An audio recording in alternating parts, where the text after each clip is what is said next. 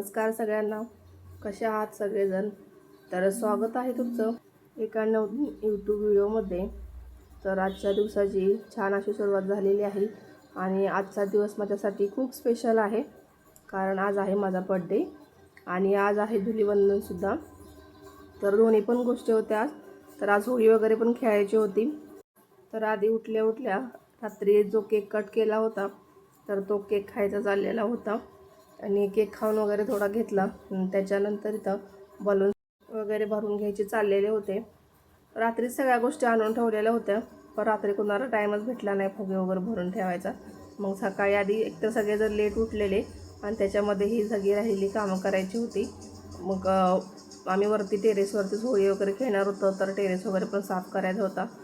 आणि मार्केटमध्ये ही नवीन टेक्निक आलेली आहे बलून्स भरायची. पण ह्याने पण इझी पडते, पण थोडंसं पाण्याचा प्रेशर जास्त लागतोय, तर पटकन भरतायत आणि मजा येत होती असे फुगे वगैरे भरायसाठी. पण आधी आम्ही हे फुगे भरायचो तर पिचकारी लागायची आणि पिचकारीने एक एक एक एक असं रात्रीचंच आम्ही भरून ठेवायचो. सगळे बादली 2 बादली करून ठेवायचो. पण ह्यावेळेस थोडे महाग आहेत, पण पटकन होणारं आहे काम, की बांधायचं वगैरे पण टेन्शन नाही, ते बांधून वगैरेच भेटतात. त्याच्यानंतर जो केक होता तोच सगळ्यांनी खायला घेतला होता, कारण रात्री शरू चिकू उठले नव्हते. मग केक असाच कट केलेला होता आणि तसेच ठेवून झोपलो होतो. मग सकाळी उठल्यावरती नाश्त्याला आधी आम्ही केकच खाल्ला होता. होळी खेळायला खूपच लेट झाला होता, म्हणून नाश्ता वगैरे म्हटल्यानंतर करूया म्हणून आधी होळी वगैरे खेळायवरती गेलो होतो. तर इथे काही शर्वरीच्या पप्पांचे फ्रेंड्स पण आले होते त्यांना कलर लावण्यासाठी. तर सुरुवातीला ते लोकच आधी लावायला लागले, पण त्यांची मस्ती पाहून चिकूला खूपच घाबरायला झालं होतं आणि ती काही मला सोडतच नव्हती. ते लोक गेल्यानंतर मग चिकू खेळायला लागली होती आणि चिकूला तर पाण्यात खेळायला खूप आवडतं आणि ती असंच कलरच्या पाण्यानं सुद्धा तोंड वगैरे धुत होती आणि बादलीमध्ये बसायला लागते. पण त्याच्यानंतर तिला एवढी थंडी वाजायला लागली की त्याच्यानंतर आम्ही मग खेळायचंच बंद केलं आणि सगळेजण खाली आलो. तर खाली आल्यानंतर पूर्ण घरात पाणी पाणी झालं होतं, कारण कपडे खूप ओली होती. मग पटकन आंघोळा वगैरे करून घेतल्या. आधी चिकून शरूला घातली आणि तिला एकदम कोरडी करून दिली आणि त्याच्यानंतर आम्ही सगळ्यांना आंघोळा केल्या. होळी खेळून सगळ्यांनाच खूप भूक लागली होती आणि जेवण वगैरे पण बनवायचं बाकी होतं. शर्वरीच्या पप्पांनी मटण वगैरे आणायला गेले, तेव्हा येतानाच आम्हाला नाश्ता आणलेला होता, वडापाव पॅटीस वगैरे असं. तर आधी सगळ्यांनी ते केक खाऊन घेतलं. म्हटलं जेवण बनेपर्यंत तोपर्यंत सगळ्यांचं पोट भरलेलं राहील जरा, आणि लगेच मग नाश्ता वगैरे करून घेतला आणि मटण वगैरे बनवायला घेतलं होतं. आणि ह्यावेळेस धुलीवंदनमुळे मटण पण खूपच चांगलं भेटलं होतं. तर कधी कधी क्वालिटी व्यवस्थित नसते, पण ह्यावेळेस चांगलं भेटलेलं होतं, म्हणजे बघूनच फ्रेश वाटत होतं. काही काही लोकांनी म्हणजे धुलीवंदनला मटण वगैरे आणलं नव्हतं, पण आमच्याकडे धुलीवंदनलाच मटण वगैरे चांगलं भेटतं, असं आधीमध्ये चांगलं भेटत नाही.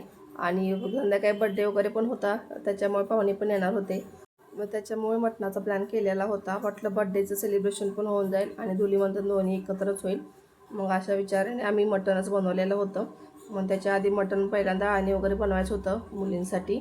मग कुकरमध्ये ठेवलं. आधी कुकर छोटा आहे माझा, त्याच्यामुळे बसत नव्हतं, पण थोडा वेळ वाफरल्यानंतर ते ॲडजस्ट झालं आणि एका साईडला वाफल्या ठेवून दिलं होतं. आणि नंतर भात वगैरे पण बनवायला ठेवला आणि पहिल्यांदा आधी मसाल्याची वगैरे तयारी करून घेतली होती.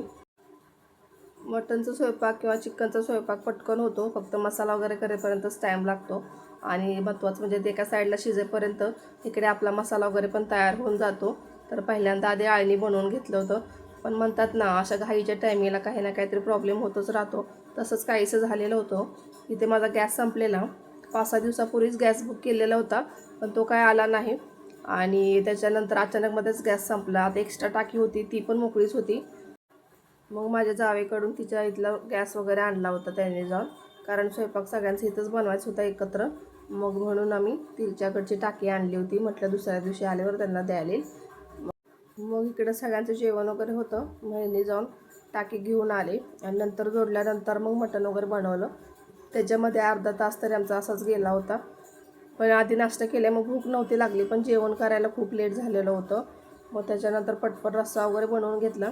फक्त सुक्कं बनवायचं राहिलेलं होतं आणि भाकरी वगैरे करेपर्यंत आणि बाकीचे कपडे वगैरे पण होते ते पण धुवायची होती, कारण होळी खेळलेली होती आणि सगळे खूप रंगाने माखलेलेच होते. तसे तर आम्ही काळपट कलरचेच कपडे घातलेले होते, जेणेकरून परत ते कपडे घालता येतील, म्हणजे त्याच्यावरती कलर दिसणार नाही. आणि कलर जायला पण थोडा वेळ जातोच, स्किनचा कलर वगैरे पण जायला थोडा वेळ जातो, 1-2 दिवस तर व्यवस्थित निघतच नाही. मग बॉडी लोशन वगैरे लावलं होतं आम्ही पण, कलर वगैरे, कारण ॲलर्जी पण होऊ शकते कलरनी.